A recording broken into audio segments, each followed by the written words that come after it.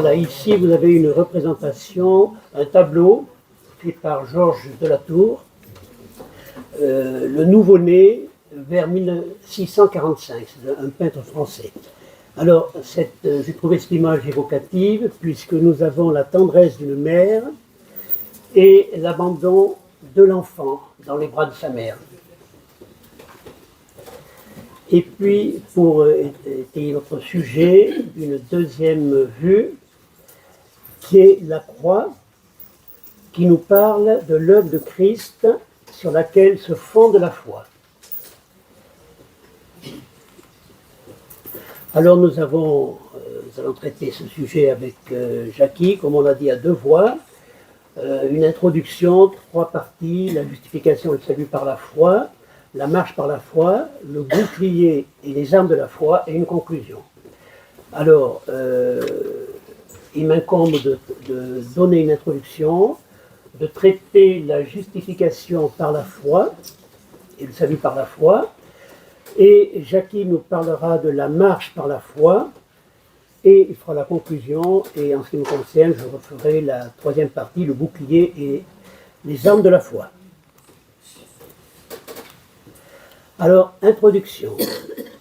Définition de la foi. Déjà dans le Wikipédia, le mot foi vient du latin fides, qui signifie confiance. La foi désigne étymologiquement le fait d'avoir confiance en quelqu'un ou en quelque chose. Le Larousse, il nous dit ceci, confiance pour la foi, croyance, la foi en la parole donnée, avoir la foi, croyance ferme en quelque chose pour laquelle il n'y a aucune preuve. Et enfin la Bible, parole de Dieu, Hébreux 11, verset 1, la foi est l'assurance des choses qu'on espère et la conviction de celles qu'on ne voit pas. La foi est le fondement même de la vie chrétienne. Sans la foi dans l'œuvre de Christ, la vie chrétienne ne peut exister et il est impossible de vivre la vie chrétienne. La foi repose sur une confiance en des réalités spirituelles et des promesses divines qui ne sont pas toujours visibles ou tangibles. Ainsi, en Hébreux 11, verset 3, dans le récit de la création, par la foi, nous comprenons que l'univers a été formé par la parole de Dieu, de sorte que le monde visible n'a pas été fait à partir de choses visibles. Et je pense à ce verset aussi, ce que l'œil n'a pas vu, ce que Dieu a préparé. C'est donc dans ce que Dieu a fait, de ce que Dieu a dit, que notre foi se fonde. Quelqu'un a dit, la foi est comme un muscle. Si on la fait travailler, elle devient forte. C'est tout l'enjeu de la vie par la foi. Un muscle, si on ne le fait pas travailler, eh bien, il s'atrophie. Preuve en est, Paul, qui a été arrêté 15 jours à l'hôpital, eh bien, ses muscles s'étaient affaiblis. La foi peut être faible ou grande selon la manière dont nous la recevons et l'exerçons. Souvenons-nous comment le Seigneur pouvait dire à certains, ta foi est faible, petite foi, gens de petite foi, ou aussi pouvait dire, ta foi est grande. Abraham a répondu avec foi à l'appel de Dieu. Il obéit et fait confiance à Dieu. Sans la foi, nous rappelons que nous ne pouvons pas vivre. Donc Abraham partit sans savoir où il allait. Plus tard, il reçoit la promesse qu'il deviendrait père d'une grande nation, avec la naissance d'un fils, Isaac. Pour lui, Dieu était celui qui peut faire infiniment plus que ce qu'il pensait compte tenu de son âge. C'est ce que nous avons comme pensée dans Éphésiens 3, verset 20. Alors, dans la parole de Dieu, il y a 228 occurrences qui concernent la foi. C'est-à-dire que la foi est citée 228 fois, alors que dans l'Ancien Testament, le mot foi est cité seulement 2 fois. Alors, au psaume 119, verset 66, le psalmiste peut dire « J'ai ajouté foi à tes commandements ». Donc c'est la foi vue sur le côté d'un enseignement, d'une doctrine, c'est le côté des enseignements de Dieu. Et puis Habakkuk 2, verset 4, « Le juste vivra par sa foi ». Je répète, le juste vivra par sa foi. Ce verset d'Habakkuk, le juste vivra par sa foi, est cité 3 fois dans le Nouveau Testament. Et donc avec Habakkuk, ça fait 4 fois dans la parole de Dieu. Alors, Romains 1, verset 17, en Galates 3, verset 11, et Hébreux 10, verset 38. Ce fait-là nous fait mesurer toute l'importance de la foi, qui est suggérée par l'Ancien Testament et largement explicitée dans le Nouveau Testament. Alors, pour mémoire, si la foi n'est citée que 2 fois dans l'Ancien Testament, tous les héros de la foi du chapitre 11 de l'Épître aux Hébreux sont tous des hommes ou des femmes de l'Ancien Testament. Ce verset d'Habakkuk est le thème central de la parole de Dieu. Il est la base, la cause, la source de la vie. Ainsi en était-il d'Abraham qui crut Dieu. Aussi Dieu le considéra comme juste. Genèse 15, verset 6, je l'ai mis dans la version Nouveau Français Courant. L'évangile est la puissance de Dieu à celui qui croit, mais le mépriser conduit à la mort. Romains 6, verset 23, et également Hébreux 10, 38.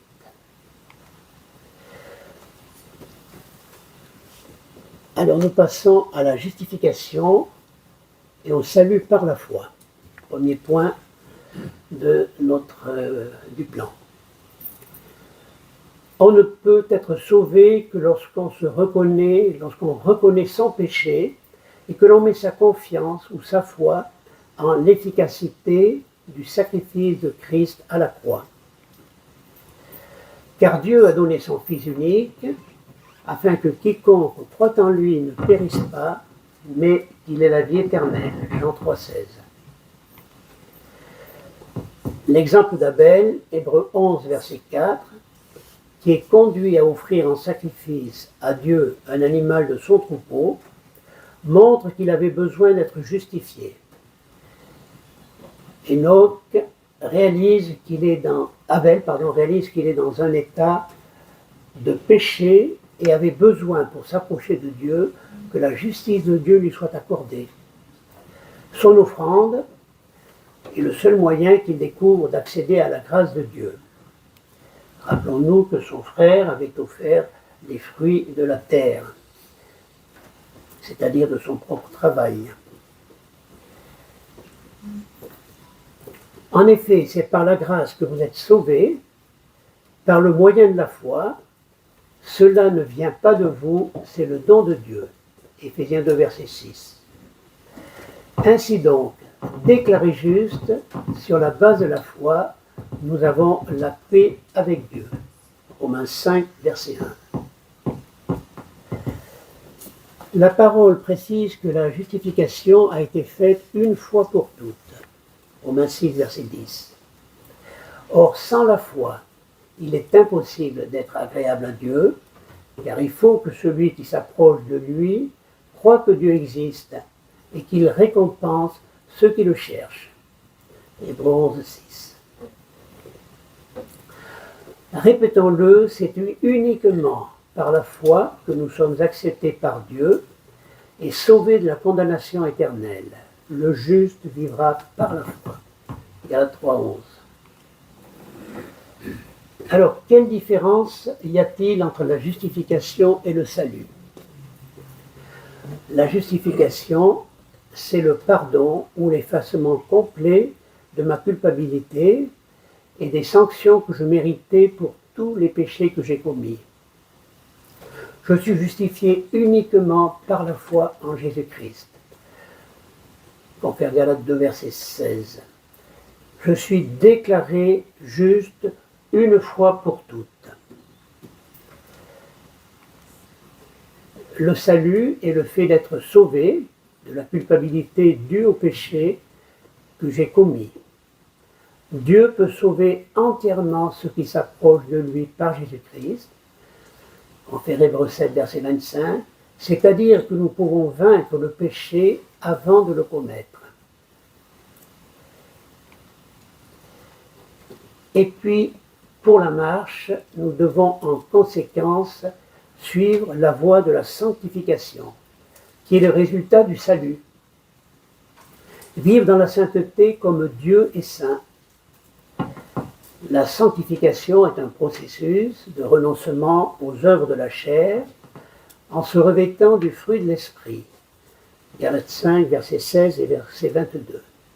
C'est toute la signification de travailler à son propre salut, ainsi que Paul exhortait les Philippiens au chapitre 2, verset 12. Donc, ce n'est pas par le salut, mais c'est par cette sanctification qui nous amène à honorer Dieu et à recevoir le salut complet. Alors, nous allons aborder la marche par la foi. Je vais bientôt laisser la parole à Jackie, mais déjà, je voudrais... il y a deux tableaux qui sont réunis avec la deuxième dia. On a trouvé ça dans la découverte de la Bible, le credo. Et je vous donne quelques explications. Vous aurez le diaporama et vous pourrez chacun travailler sur tous les sujets. Donc, le premier sujet, ça concerne Abel. Au verset 4 du chapitre 11 des Hébreux. Abel a besoin de pardon. L'homme a besoin de pardon. Il est dans une réalité visible, il vit dans le péché, il est dans un état de péché. Ça, c'est ce que nous voyons pour chacun d'entre nous. Et il y a le côté de Dieu, qui est la grâce de Dieu, et le résultat de la foi dans l'œuvre de Christ, c'est que nous sommes justifiés. Alors, je vais passer... peut-être... non, chacun le verra sur le bien.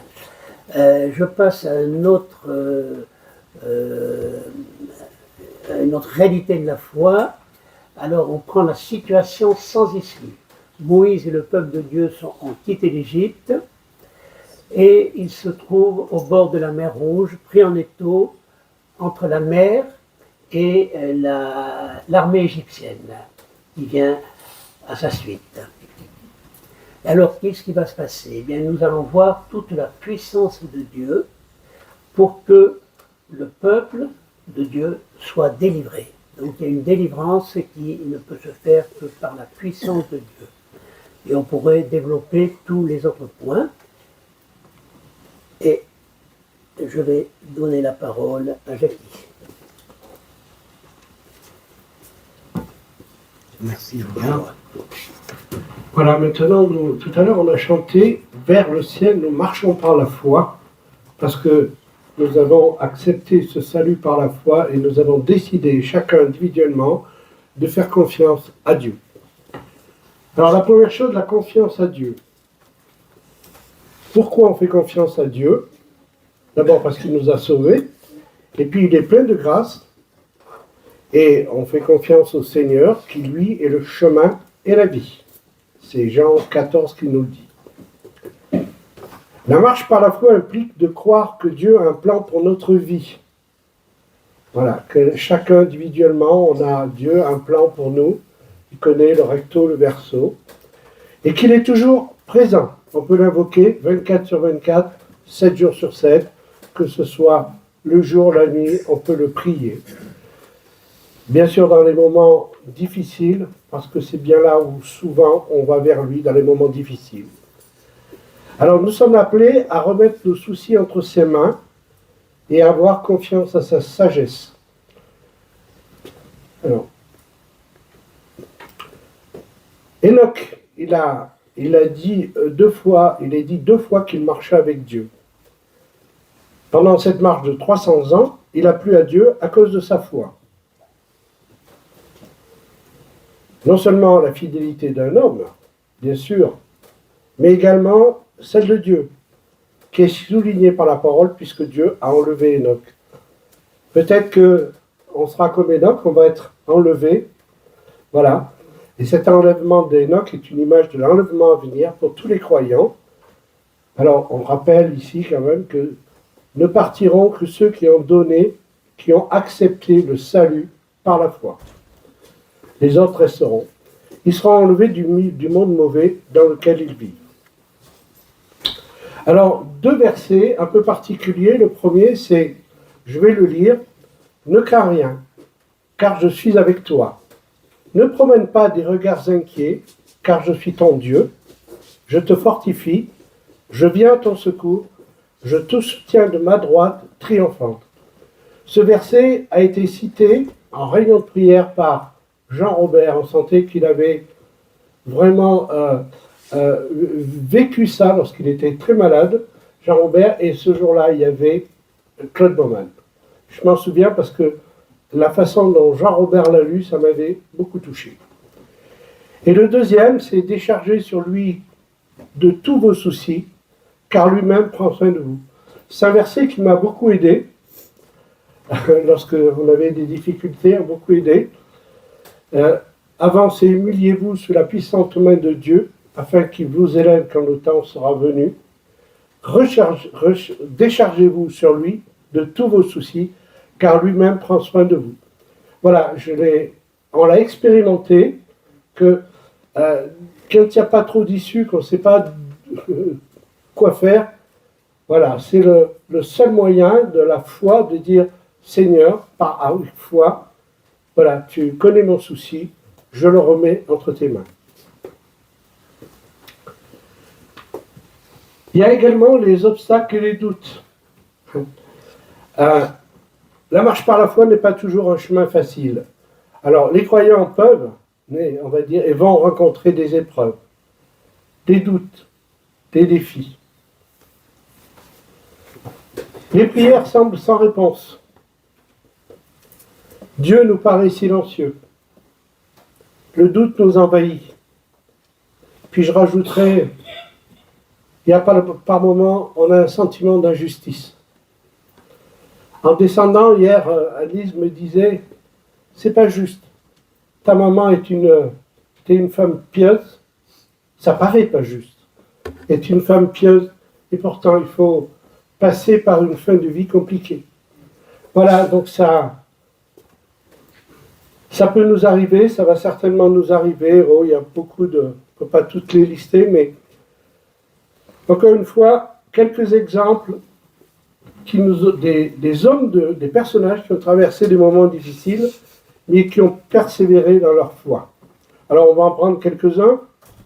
Le premier, c'est Job. Alors lui, on dirait qu'il a tout eu. Il a souffert de nombreuses pertes et épreuves, mais il a maintenu sa confiance en Dieu. Que cet exemple puisse nous encourager lorsque nous sommes éprouvés de manière particulière, qu'on puisse rester confiant en Dieu. Et on a souvent le jeudi des expressions que leur foi ne défaille pas. Quand on lit le fil rouge, il y a des fois des situations terribles, et on dit voilà, Seigneur, que leur foi ne défaille pas. Joseph a été vendu par ses frères, il a été accusé à tort d'adultère, emprisonné, mais il a su tenir ferme, car l'Éternel fut avec Joseph et étendit sa bonté sur lui. On l'a étudié il n'y a pas longtemps, Joseph, dans notre... Et on a vu qu'à un moment, quand les chansons ont été rétablies, Joseph lui dit « Souviens-toi de moi quand tu seras auprès du Pharaon. » Et puis un peu plus loin, et les chansons oublia. Voilà. On peut essayer de s'en remettre aux hommes, mais vraiment, il vaut mieux s'en remettre à Dieu. Alors, on va citer aussi, c'est par la foi que le peuple a traversé la mer Rouge comme un terrain sec, tandis que les Égyptiens ont été engloutis lorsqu'ils ont tenté de passer. Il y a la nuée qui est là, qui a caché quand même un peu là, aux Israéliens les Égyptiens qui débarroulaient derrière. Mais ce que j'aime à voir dans cette traversée, c'est ce qui s'est passé après. Ce cantique d'adoration, cette louange qui est montée, voilà, je pense que quand on surmonte l'épreuve, il y a de la joie et de la louange, on peut exprimer de la louange à notre Dieu. Voilà, il y a encore Jean-Baptiste qui était emprisonné, qui était rempli de doutes, qui a demandé au Seigneur, es-tu celui qui vient, ou devons-nous en attendre un autre? Il se peut que le doute vienne là nous taquiner, parce que Satan, il sait très bien faire, mais que nous puissions regarder et dire au Seigneur, voilà, je doute, il y a un problème, aide-moi. Et je pense que le Seigneur viendra à notre aide, pourvu qu'on le lui demande avec foi. L'obéissance. Alors, l'obéissance du croyant découle de sa foi en l'amour et la sagesse de Dieu. La foi est par essence de s'en remettre à Dieu. Elle implique nécessairement l'obéissance volontaire à ses directives. Voilà, lorsqu'on croit Dieu, lorsqu'on a mis notre confiance en lui, on lui obéit. On lui obéit dans ce qu'il nous demande. Alors, 2 versets. Amener à l'obéissance de la foi tous les païens. Et puis, ce mystère, la prédication de Jésus-Christ, a maintenant été manifesté et porté à la connaissance de toutes les nations par les écrits des prophètes, d'après l'ordre du Dieu éternel, afin qu'elles obéissent à la foi. Voilà, donc nous sommes invités dans notre marche de tous les jours, par la foi, d'être obéissants à ce que Dieu nous demande. Abraham a reçu des ordres de Dieu. Donc, quitter Ur, offrir son fils Isaac, il a entièrement fait confiance à Dieu et à celui qui lui parlait, convaincu que Dieu avait des plans. Alors, c'est toujours parmi nos frères et sœurs, parce qu'il y en a qui changent de vie, qui s'en remettent, qui reçoivent un appel de Dieu et qui lui font confiance. Donc, il s'appuyait sur sa promesse. C'est en vertu de cette foi qu'il a pu obéir. Abraham a accepté de laisser une situation connue, une patrie, une descendance avec Isaac, pour aller au-devant de l'inconnu, tout en sachant que cela pouvait entraîner de grands bouleversements pour lui. Est-ce que ma foi est à ce niveau-là? Certainement pas. Mais parmi nous, il y a peut-être des gens qui ont beaucoup de foi, et le Seigneur, on peut toujours demander au Seigneur d'augmenter en nous la foi.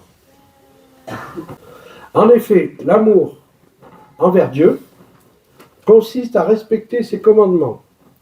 Or, ces commandements ne représentent pas un fardeau, puisque tout ce qui est né de Dieu remporte la victoire contre le monde, et la victoire qui a triomphé du monde, c'est quoi? C'est votre foi. C'est notre foi. On trouve ça dans 1 Jean 5. Ensuite, il y a la persévérance dans la marche chrétienne, par la foi. La persévérance dans la foi chrétienne est une vertu fondamentale dans la vie du croyant. Elle exprime la fidélité, la constance et toujours la confiance en Dieu. On revient chaque fois à ça, la confiance en Dieu. Malgré les épreuves, les doutes et les longs silences, on a vu ça. C'est une marche continue avec le Christ, les yeux fixés sur lui, même quand le chemin devient obscur et difficile. La persévérance, elle a fermé la foi et produit un caractère chrétien solide. Elle témoigne d'une confiance profonde à la fidélité de notre Dieu. Et elle garde l'espérance vivante même dans l'attente de ses promesses. Voilà, ne nous décourageons pas, même si ce qu'il a promis tarde à venir. Voilà, on garde notre espérance. Abraham était un homme persévérant dans sa foi quant à la promesse de Dieu, même si Romains 4, versets 18 à 22 laisse à penser qu'il a pu douter un moment, puisque ce passage dit qu'il a été fortifié par la foi. Il n'a jamais perdu de vue la promesse, aussi est-il qualifié par la parole, le Père de tous ceux qui croient. Est-ce que nous faisons partie de ceux qui croient? Encore un verset dans Hébreux 12. Courons avec persévérance l'épreuve qui nous est proposée, les yeux fixés sur Jésus, le chef et le consommateur de la foi.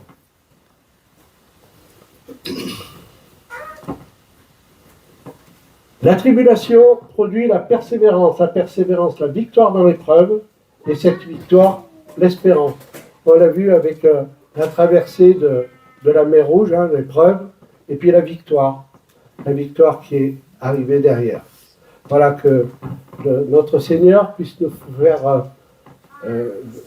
surmonter les épreuves pour arriver à cette victoire. L'apôtre Paul dit « J'ai combattu le bon combat, j'ai achevé l'œuvre, j'ai gardé la foi. » Alors ensuite, il y a les œuvres et le témoignage. Les œuvres, les bonnes actions, la charité, l'obéissance à Dieu, il y en a d'autres, ne permettent pas de gagner le salut. On répète bien, le salut, c'est pas par les œuvres, c'est par la foi, c'est le don de Dieu. Mais elles sont la conséquence naturelle. Elles sont la preuve réelle d'une foi authentique. Nous sommes invités à témoigner de notre foi chrétienne, de partager avec les autres ce que Dieu a fait dans ma vie et affirmer par nos paroles, nos actes, notre attachement à notre Seigneur. Il y a...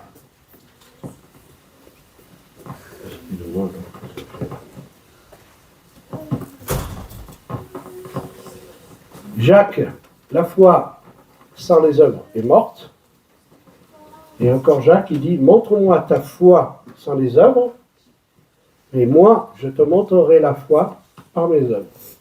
Nous sommes invités aussi à témoigner au travers de nos œuvres notre foi. Le témoignage. Noé est un bel exemple. Pendant 100 ans de construction de l'arche éloignée des côtes, ses contemporains ont eu le temps de lui poser des questions. 100 ans, c'est pas rien. Il le prenait pour quand même un peu... Mais lui, il savait ce qu'il faisait parce qu'il savait ce que Dieu lui avait demandé. Donc nous avons vu la marche par la foi avec les difficultés, avec des choses qui nous mettent le doute dans le cœur, etc. Et qui nous font penser à des attaques de l'ennemi. Et alors avec ce nouveau point, on va examiner le bouclier et les armes de la foi, qui sont les ressources que Dieu met entre nos mains pour cette marche. Alors, la vie chrétienne est un combat, d'où l'injonction de l'apôtre à Timothée, combat le bon combat. À Timothée 6, verset 12. Paul invite les Éphésiens à prendre le bouclier de la foi, chapitre 6, par-dessus toutes les autres armes de la cuirasse dont les chrétiens devaient se revêtir, face aux ennemis qu'ils pointent comme les méchants ou les artifices du diable. Par-dessus tout, dit Paul, prenant le bouclier de la foi par lequel vous pourrez éteindre toutes les flèches enflammées du mal. La métaphore du bouclier rappelle les boucliers romains de l'époque de Paul aux formes courbes, couvrant une bonne partie du corps des soldats, visés par les flèches de l'ennemi. La métaphore désigne une chose par une autre qui lui ressemble ou partage avec elle-même une qualité essentielle qui va du sens propre au sens figuré. Par exemple, être dans la lune, signifie être distrait ou dont les pensées sont ailleurs.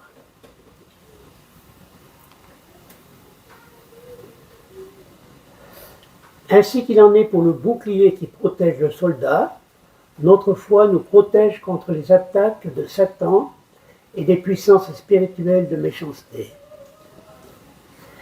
On comprend donc que le combat qui est le nôtre, c'est Satan qui cherche à nous atteindre, et c'est contre lui, contre ses attaques, et contre les puissances spirituelles de méchanceté, c'est-à-dire ce que nous ne voyons pas, ce qui nous entoure, et ce qui est déjà peut-être dans le cœur de l'homme aussi. La foi agit comme notre première ligne de défense contre le doute, la peur et la tentation. Lorsque nous sommes confrontés à des épreuves ou à des attaques contre nos croyances, notre foi en la bonté et la puissance de Dieu devient notre refuge. Elle nous permet de tenir bon, sachant que Dieu est avec nous et pour nous. On fait référence là à Romains 8. Mais toi, Éternel, tu es mon bouclier, tu es ma gloire, tu relèves ma tête, dira le psalmiste. L'Éternel est ma force et mon bouclier. En lui, mon cœur a eu sa confiance et j'ai été secouru. Voilà, on voit donc que c'est quelque chose d'effectif, ce bouclier qui est à notre disposition. Les armes de notre guerre ne sont pas charnelles, mais puissantes par Dieu. Ce qui fait la valeur de nos armes, la valeur de notre bouclier, c'est la puissance de Dieu. Ainsi, ces versets nous montrent que notre foi en Dieu est une protection divine contre les attaques du diable.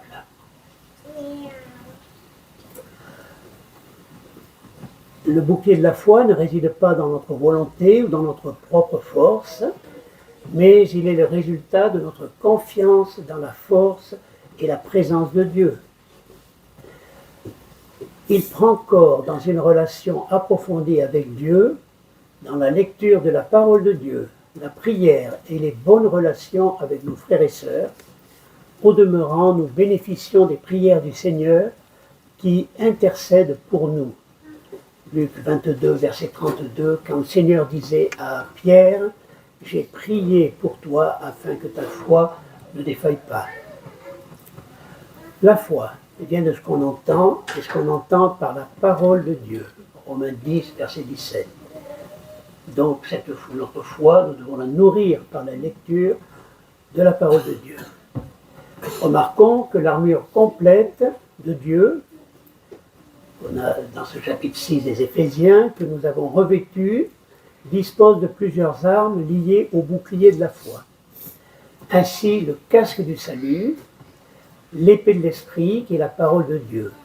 Chacune de ces armes interagissant avec les autres. Enfin, il y a des choses à fuir et par contre des choses à poursuivre. Poursuit la justice, la piété, la foi, l'amour, la patience, la douceur d'esprit. Voilà, je vais laisser la parole à Jackie pour nous donner la conclusion. Donc la vie par la foi entraîne les chrétiens dans un chemin où ils ne sont pas seuls, puisque le Seigneur lui-même est le chemin et il nous y précède. Juste encore un mot, la vie par la foi pour les chrétiens, ceux qui ont accepté le salut qui nous est donné par Jésus-Christ. L'Évangile nous présente les premiers disciples qui cheminaient avec Jésus, qui allait devant eux. L'auteur de l'Épître aux Hébreux nous parle si bien des héros de la foi. On a vu le tableau qu'a fait Edgar tout à l'heure, je vous invite à le revoir tranquillement. Les héros de la foi, nous invite-t-il pas à fixer les yeux sur Jésus, le chef et le consommateur de la foi, c'est-à-dire celui qui conduit à toute bonne fin, et celui qui a un plan pour chacun de nos vies. Vivre par la foi, c'est avancer chaque jour en plaçant sa confiance non dans ce que l'on voit, mais dans les promesses de Dieu.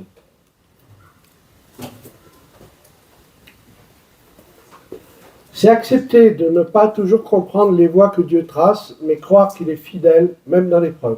Oui, il y a bien des moments dans notre vie où le Seigneur nous fait passer par des chemins qui ne sont pas forcément toujours directs, qui sont compliqués, et on peut dire, mais pourquoi Seigneur, tu permets ça? Ben voilà, le Seigneur, il a des voies qu'il a tracées pour nous, et ben, je pense que avec foi, nous devons les accepter. À l'image d'Abraham, de Paul, vivre par la foi, c'est vivre avec l'assurance que Dieu guide, soutient et accomplit ce qu'il promet. Donc, que notre foi soit forte pour vraiment avoir cette profonde assurance au fond de notre cœur que Dieu est là, il nous guide et qu'il accomplit ce qu'il a prévu pour chacun d'entre nous. La foi n'est pas un sentiment passager, mais c'est une décision constante de demeurer attaché au Christ. À un moment, on a fait un choix, on a dit « Oui, Seigneur, j'accepte ton salut que tu m'accordes ». C'est une décision ferme du cœur. Et maintenant, dans notre vie de tous les jours, nous devons nous attacher à suivre Christ. Quel que soit le moment de notre vie, qu'on soit enfant, jeune, moins jeune, voire beaucoup plus âgé, voilà, il n'y a pas d'âge pour la foi. La foi, elle est à chaque étape de notre vie. C'est ainsi que le croyant grandit, persévère et témoigne de la lumière de l'Évangile dans un monde en quête d'espérance. Alors nous sommes appelés, nous, croyants, à aussi témoigner de notre foi et aussi par nos œuvres. De plus, Paul va faire connaître aux Corinthiens le chemin de l'amour qu'il qualifie de bien plus excellent. Et on terminera par ces versets. Maintenant donc, ces trois choses demeurent. La foi, autrement dit la confiance en Dieu et à ses promesses, l'espérance, l'attente confiante à la réalisation des promesses divines et notamment la vie éternelle, l'amour de Dieu du prochain reflète l'amour de Dieu pour l'humanité. Mais la plus grande des trois, c'est l'amour. Pourquoi? Parce que quand nous serons au ciel, nous n'aurons plus besoin de la foi. Notre espérance sera changée en réalité, mais l'amour demeurera toujours. Voilà, nous sommes invités donc à, ensemble, collectivement, alors individuellement, marcher par la foi, mais aussi collectivement, et nous aimer les uns les autres.